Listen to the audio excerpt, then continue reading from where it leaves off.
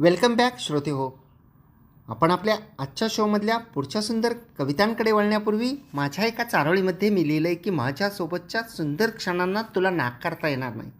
माझ्यासोबतच्या सुंदर क्षणांना तुला नाकारता येणार नाही. नि त्या आठवणी विसरून गहिरा विरह स्वीकारता येणार नाही. त्या आठवणी विसरून गहिरा विरह स्वीकारता येणार नाही. पुढच्या एका चारोळीमध्ये मी लिहिलं होतं की ताणू लागली नाती जास्त की जराशी सैल करावी रेशीमकाठ. ताणू लागली नाती की जराशी सैल करावी रेशीमकाठ.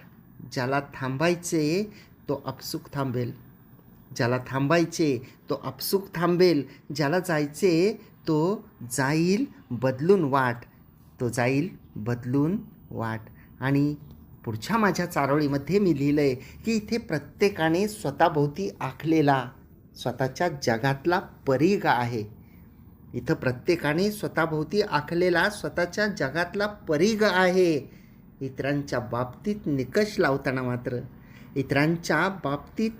लावताना मात्र भरमसाठ अपेक्षांची रीग आहे. तर असंच असतं ना हो.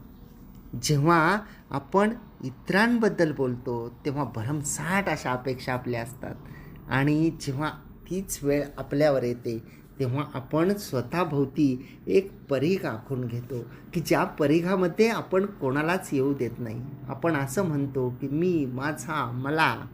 आणि जेव्हा तीच वेळ इतरांच्या बाबतीमध्ये निकष लावण्याची येते तेव्हा मात्र आपल्याला असं वाटतं की त्या व्यक्तीनं सगळ्या गोष्टी आपल्या ऐकल्या पाहिजेत, नाही का.